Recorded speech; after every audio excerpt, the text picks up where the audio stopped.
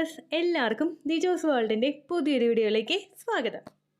Ovulation കഴിഞ്ഞിട്ട് ഒരാഴ്ചയ്ക്ക് ശേഷം ഞാൻ ഈ പറയുന്ന 3 ശരീരഭാഗങ്ങളിൽ നിങ്ങൾക്ക് വേദന വരുന്നുണ്ടെങ്കിൽ പ്രഗ്നൻസി പോസിറ്റീവ് ആയതിൻ്റെ ആകാനായിട്ട് ചാൻസ് ഉണ്ട് കേട്ടോ ആ വേദന. അപ്പോൾ അതെന്തൊക്കെയാണെന്ന് നമുക്ക് നോക്കാം. വീഡിയോ നമുക്ക് സ്റ്റാർട്ട് ചെയ്യാം. ഞാൻ ഈ പറയുന്ന ഒരു പ്രഗ്നൻസി ലക്ഷണവും ഇല്ലെങ്കിലും നിങ്ങൾ വിഷമിക്കേണ്ട ആവശ്യമൊന്നുമില്ല. കാരണം ഒരു ലക്ഷണവും ഇല്ലാതെയും പ്രഗ്നൻസി പോസിറ്റീവ് ആകുന്ന ഒരുപാട് പേരുണ്ട് കേട്ടോ നമുക്ക് ചുറ്റും. അതുകൊണ്ട് തന്നെ ലക്ഷണങ്ങളൊന്നും ഇല്ലെങ്കിലും നിങ്ങൾ ടെൻഷൻ ആകരുത്. ഡേറ്റ് മിസ്സായിട്ട് 5 ദിവസത്തിന് ശേഷം മാത്രം രാവിലെ ആദ്യത്തെ യൂറിൻ എടുത്തിട്ട് നിങ്ങൾ പ്രഗ്നൻസി ടെസ്റ്റ് ചെയ്ത് നോക്കുക. അതിൽ നിങ്ങൾക്ക് കൃത്യമായിട്ടുള്ള റിസൾട്ട് കിട്ടും. ഒരുപാട് പേര് നമ്മുടെ ചാനലിൽ വന്ന് പറയുന്നുണ്ട് 20 ആഴ്ച പ്രഗ്നൻ്റ് ആണ്, പക്ഷേ പ്രഗ്നൻ്റ് ആണെന്നേ തോന്നുന്നില്ല എന്ന് പറയുന്നുണ്ട്. കാരണം അവർക്ക് സിംറ്റംസ് ഒന്നുമില്ല, വയറ് കൂടുതലായിട്ട് വളരുന്നില്ല, അതുകൊണ്ടൊക്കെ കൂടിക്കൊണ്ടാണ് അവരൊക്കെ അങ്ങനെ പറയുന്നത് കേട്ടോ. അപ്പോൾ അതൊന്നും ആലോചിച്ചിട്ട് നിങ്ങൾ വിഷമിക്കേണ്ട ആവശ്യമൊന്നുമില്ല. അതുപോലെ ഒരുപാട് പേര് നമ്മുടെ ചാനൽ ഫോളോ ചെയ്തിട്ട് പ്രഗ്നൻ്റ് ആകുന്നുണ്ട്. ലൈഫ് സ്റ്റൈൽ ചേഞ്ചസും ഡയറ്ററി ചേഞ്ചസും ഒക്കെയാണ് നമ്മുടെ ചാനലിൽ ഏറ്റവും കൂടുതൽ പറഞ്ഞു കൊടുക്കുന്നത്. ഹോം റെമഡീസ് പോലെ നിങ്ങൾക്ക് ചെയ്യാൻ പറ്റുന്ന കാര്യങ്ങൾ. ഒരിക്കലും ഒരു ഡോക്ടറുടെ ട്രീറ്റ്മെൻറ്റിന് സബ്സ്റ്റിറ്റ്യൂട്ട് ആയിട്ടുള്ളവയല്ല അതൊന്നും തന്നെ. ഡോക്ടറുടെ ട്രീറ്റ്മെൻറ്റിനോടൊപ്പം ഈ പറയുന്ന ലൈഫ് സ്റ്റൈൽ ചേഞ്ചസും കൂടി നിങ്ങൾ കൊണ്ടുവരാൻ ശ്രമിക്കുകയാണെങ്കിൽ വേഗത്തിൽ കൺസീവ് ആകാനായിട്ട് സാധിക്കും. കൂടാതെ നമ്മുടെ ചാനൽ ഒരു ടെലിഗ്രാം അക്കൗണ്ട് ക്രിയേറ്റ് ചെയ്ത് വെച്ചിട്ടുണ്ട്. എന്തെങ്കിലും പേഴ്സണൽ ആയിട്ടുള്ള കാര്യങ്ങൾ പറയണമെന്നുണ്ടെങ്കിൽ അല്ലെങ്കിൽ നിങ്ങളിടുന്ന കമൻസിന് പ്രോംപ്റ്റ് ആയിട്ടുള്ള റിപ്ലൈ ലഭിക്കണമെന്നുണ്ടെങ്കിൽ നിങ്ങൾക്ക് ടെലിഗ്രാം ചാനൽ യൂസ് ചെയ്യാവുന്നതാണ്. നമ്മുടെ ചാനലിൻ്റെ മെമ്പർഷിപ്പ് എടുത്തവർക്ക് വേണ്ടിയിട്ടാണ് ടെലിഗ്രാം അക്കൗണ്ട് പ്രൊവൈഡ് ചെയ്ത് കൊടുക്കുന്നത് കേട്ടോ. ചാനൽ വിസിറ്റ് ചെയ്തതിന് ശേഷം ജോയിൻ ബട്ടൺ ഇനേബിൾ ചെയ്യുക. അതിൽ 89 രൂപയ്ക്കോ 159 രൂപയ്ക്കോ ഉള്ള മെമ്പർഷിപ്പ് ഉണ്ട്. അതിൽ നിങ്ങൾക്ക് എടുക്കാൻ പറ്റുന്ന മെമ്പർഷിപ്പ് നിങ്ങൾക്ക് എടുക്കാവുന്നതാണ്. എല്ലാ മെമ്പർഷിപ്പിനും ഒരുപോലെ തന്നെ ബെനിഫിറ്റ് നിങ്ങൾക്ക് കിട്ടും കേട്ടോ. അതിൽ നിങ്ങൾക്ക് പറ്റുന്നത് ക്ലിക്ക് ചെയ്തിട്ട് മെമ്പർഷിപ്പ് എടുക്കുക. ശേഷം ഒന്നും കൂടി നിങ്ങൾ ചാനലിൽ പോയതിനു ശേഷം പോസ്റ്റ് എന്ന് പറഞ്ഞൊരു ഓപ്ഷൻ നിങ്ങൾക്ക് കാണാനായിട്ട് സാധിക്കും. അതിൽ ടെലിഗ്രാം ചാനലിൻ്റെ ലിങ്ക് കൊടുത്തിട്ടുണ്ട്. അതിൽ ക്ലിക്ക് ചെയ്ത് കഴിഞ്ഞാൽ ഡയറക്റ്റ് ആയിട്ട് നിങ്ങൾ ടെലിഗ്രാം അക്കൗണ്ടിലോട്ട് പോയിക്കോളൂ കേട്ടോ. ഓക്കെ, അപ്പോൾ നമുക്ക് വീഡിയോ സ്റ്റാർട്ട് ചെയ്യാം. ഇവിടെ സംസാരിക്കുന്ന ഏറ്റവും ആദ്യത്തെ വേദന എന്ന് പറയുന്നത് ഹിപ്പ് പെയിൻ ആണ്. ഹിപ്പ് എന്ന് പറയുമ്പോൾ നമ്മുടെ ഇടുപ്പിന്റെ ഭാഗത്ത് നമുക്ക് ഫീൽ ചെയ്യുന്ന വേദന, ആ ഒരു മടക്ക് പോലെ നമ്മുടെ വയറിന്റെ ഭാഗത്ത് ഒരു ഇടിവ് പോലെ വന്നിട്ടില്ലേ, ഈ ഒരു ഭാഗത്ത് നമുക്ക് ഫീൽ ചെയ്യുന്ന വേദനയെ പറ്റിയിട്ടാണ് സംസാരിക്കുന്നത്.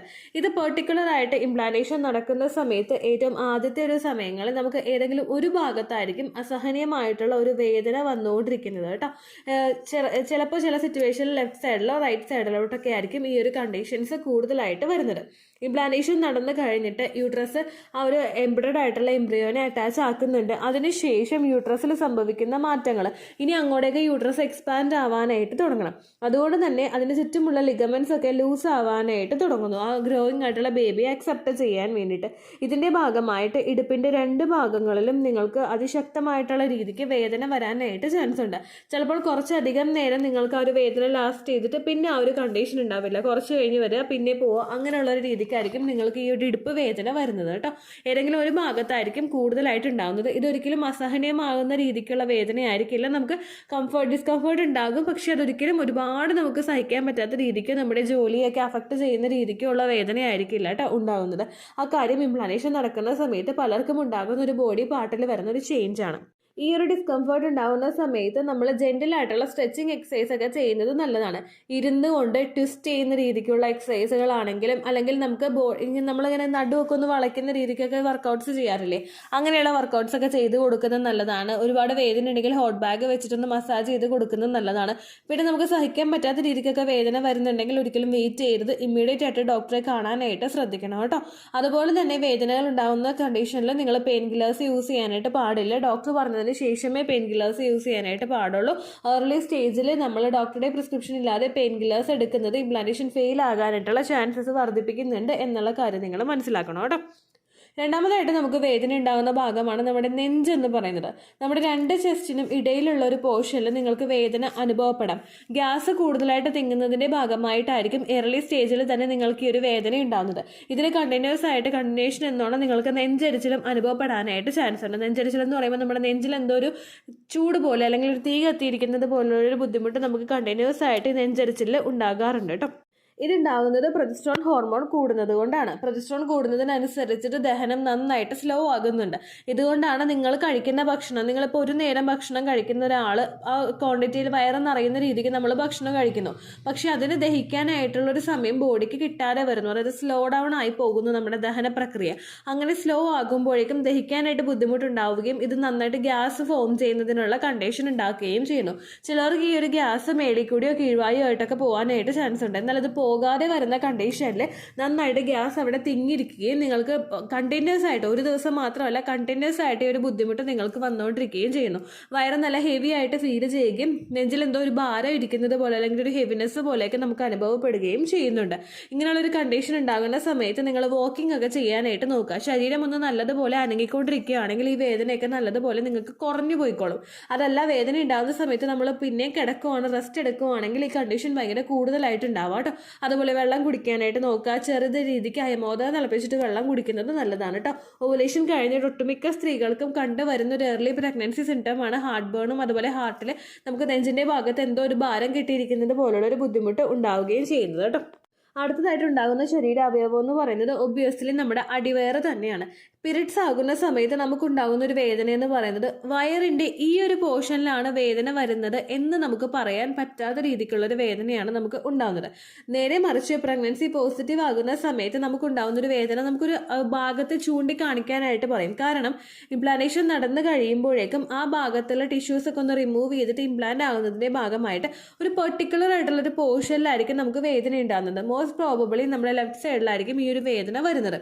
അതിൽ ഇങ്ങനെ കുത്തുന്നത് പോലെ നമുക്കൊരു ബുദ്ധിമുട്ട് അനുഭവപ്പെട്ടുകൊണ്ടേയിരിക്കും ഇടയ്ക്ക് ചില സമയങ്ങളിൽ. അതുപോലെ തന്നെ നമ്മുടെ ഇടുപ്പിൻ്റെ ഭാഗം നമ്മുടെ ആ ഒരു അറ്റത്തുള്ള ഭാഗം ഉണ്ടല്ലോ, നമ്മുടെ ആ ഒരു ഇടുപ്പിൽ വരുന്നൊരു ലോവർ അബ്ഡമൻ ജോയിൻ എൻഡ് ആകുന്നൊരു പോർഷൻ ഉണ്ടല്ലോ, ഈ ഒരു പോർഷനിലും നിങ്ങൾക്ക് ഈ കണ്ടിന്യൂസ് ആയിട്ട് വേദന ഉണ്ടാക്കാം. ഞാൻ പറ്റുമെങ്കിൽ ഇമേജ് ആഡ് ചെയ്ത് കൊടുക്കാം കേട്ടോ. അവിടെയും നമുക്കൊരു ഭാരം പോലെ ഇരിക്കുന്നത് പോലെയോ അല്ലെങ്കിൽ ഇടയ്ക്കിടയ്ക്കൊന്ന് മരവിച്ച് പോകുന്നത് പോലെയോ അല്ലെങ്കിൽ ഇടയ്ക്ക് എന്തെങ്കിലും കൊളുത്തി പിടിക്കുന്നത് പോലുള്ള ഒരു ബുദ്ധിമുട്ടോ നിങ്ങൾക്ക് ഉണ്ടാകാനായിട്ട് ചാൻസ് ഉണ്ട് കേട്ടോ. പീരിയഡ്സ് ആകുന്ന സമയത്ത് നമുക്ക് ഈ ഒരു വേദന കണ്ടിന്യൂസ് ആയിട്ട് പൊക്കിളിന് ചുറ്റും ഏതെങ്കിലും ഒരു ഭാഗത്തോ അല്ലെങ്കിൽ ലോവർ അബ്ഡമൻ പോർഷനിലെ ആ അടിവയറിൻ്റെ മൊത്തം ഒരു ഭാഗത്തോ ഫീൽ ചെയ്യുന്നത് പോലെ നമുക്ക് തോന്നും. പക്ഷേ ഈ ഒരു വേദന അങ്ങനെ ആയിരിക്കില്ല. കുറച്ചൊരു ഭാഗത്തേക്ക് ഇടുപ്പിൻ്റെ അങ്ങറ്റത്തേക്കുള്ള പോർഷനിലോ അല്ലെങ്കിൽ അടിവയറിൻ്റെ ഏറ്റവും അറ്റത്തെ പോർഷനിലോട്ടോ നമുക്ക് വ്യാപിച്ചിരിക്കുന്നത് പോലെ. ഒരു പെർട്ടിക്കുലർ ആയിട്ടുള്ള കൈ നമ്മളൊരു ഇടുപ്പിൽ വെച്ച് കഴിഞ്ഞാൽ എത്ര ഭാഗത്തേക്ക് നമ്മുടെ ആ ഒരു കൈയുടെ ഭാഗം എത്തുമോ അത്രയും ഭാഗം വരെ നമുക്ക് കണ്ടിന്യൂസ് ആയിട്ട് ഒരു വേദന ഉണ്ടാകുന്നത് പോലെ അനുഭവപ്പെടാം കേട്ടോ. ഇത് ഇംപ്ലാന്റേഷൻ നടക്കുന്ന സമയത്ത് നമുക്ക് ഉണ്ടാകുന്ന വേദനയാണ്. ഒരിക്കലും ഒരുപാട് നേരം ഈ ഒരു വേദനയിൽ ലാസ്റ്റ് ചെയ്യില്ല, വരിക പോവുക അങ്ങനെയുള്ള രീതിക്കായിരിക്കും. കണ്ടിന്യൂസ് ആയിട്ട് കുറച്ചധികം ദിവസം ഫസ്റ്റ് പ്രഗ്നൻസി ആയിട്ടുള്ള സ്ത്രീകൾക്ക് ഇതുണ്ടാകാം. കാരണം ബോഡി ഒട്ടും തന്നെ എക്സ്പാൻഡ് ആയിട്ടില്ല, ആ ഒരു പ്രോസസ്സ് അവിടെ ലിഗമെന്റ്സിന്റെ ഭാഗമൊക്കെ സ്ട്രെച്ച് ആയിട്ടില്ല. അതുകൊണ്ട് ഈ ഒരു ഡിസ്കംഫർട്ട് നിങ്ങൾക്ക് ഫസ്റ്റ് പ്രഗ്നൻസിയിൽ നല്ലോണം ഫീൽ ചെയ്യാം. അതുപോലെ ബെല്ലി ഫാറ്റുള്ള സ്ത്രീകൾക്കും ഈ ഒരു ബുദ്ധിമുട്ട് ചിലപ്പോൾ വളരെ കുറച്ചായിട്ടായിരിക്കും ഫീൽ ചെയ്യുന്നത് കേട്ടോ. അപ്പോൾ അങ്ങനെയാണ് നമുക്ക് ഇംപ്ലാന്റേഷൻ നടക്കുന്ന സമയത്ത് ഫസ്റ്റ് വീക്കിൽ തന്നെ ഉണ്ടാകുന്ന മാറ്റങ്ങൾ. ഈ മാറ്റങ്ങൾ ഇല്ലെങ്കിലും നിങ്ങൾ ടെൻഷൻ ആവേണ്ട ആവശ്യമൊന്നുമില്ല. ഒരുപാട് പേർക്ക് ലൈറ്റ് ആയിട്ടുള്ള ബ്ലീഡിംഗ് ഒക്കെ ഉണ്ടായിട്ട് പ്രഗ്നൻസി പോസിറ്റീവ് ആയി എന്ന് പറയുന്ന ആളുകളുണ്ട്.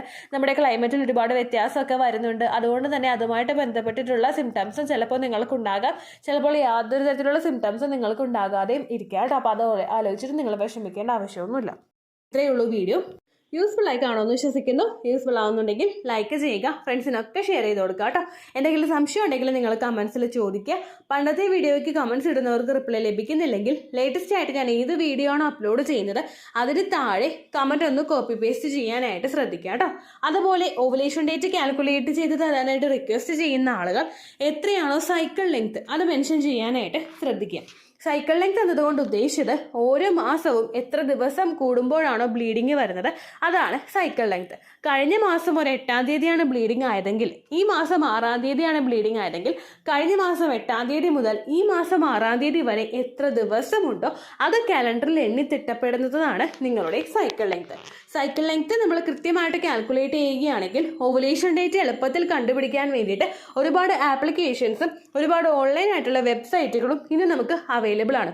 പ്ലേ സ്റ്റോറിൽ പോയിട്ട് ഓൺലൈൻ ഓവുലേഷൻ ട്രാക്കർ എന്ന് ടൈപ്പ് ചെയ്ത് കഴിഞ്ഞാൽ നിങ്ങൾക്ക് അതുമായിട്ട് ബന്ധപ്പെട്ടിട്ടുള്ള ആപ്ലിക്കേഷൻസ് കിട്ടും. അത് പറ്റുന്നില്ല എങ്കിൽ ഗൂഗിളിൽ പോയിട്ട് ഓൺലൈൻ ഓവുലേഷൻ കാൽക്കുലേറ്റർ എന്ന് ടൈപ്പ് ചെയ്ത് കഴിഞ്ഞാൽ അതുമായിട്ട് ബന്ധപ്പെട്ടിട്ടുള്ള വെബ്സൈറ്റുകൾ നിങ്ങൾക്ക് കിട്ടും. അതിൽ നിങ്ങളുടെ ലാസ്റ്റ് മന്തിലെ മെൻസ്ട്രേഷൻ്റെ ഡേറ്റും ഒപ്പം ഞാൻ ഈ പറഞ്ഞ രീതിക്ക് നിങ്ങൾ കാൽക്കുലേറ്റ് ചെയ്യുന്ന സൈക്കിൾ ലെങ്ത്തും എൻ്റർ ചെയ്ത് കൊടുക്കുകയാണെങ്കിൽ നിങ്ങൾക്ക് കൃത്യമായിട്ട് ഓവുലേഷൻ ഡേറ്റ് കണ്ടുപിടിക്കാനായിട്ട് സാധിക്കും. ഫെർട്ടൈൽ ടൈം പീരീഡും നിങ്ങൾക്ക് കിട്ടും. അതായത് എത്ര ദിവസം മുതൽ കോൺടാക്ട് ചെയ്ത് തുടങ്ങിക്കഴിഞ്ഞാൽ നിങ്ങൾ പ്രഗ്നൻ്റ് ആകും എന്നുള്ളൊരു ഡേറ്റും നിങ്ങൾക്ക് പ്രോപ്പറായിട്ട് കിട്ടും കേട്ടോ.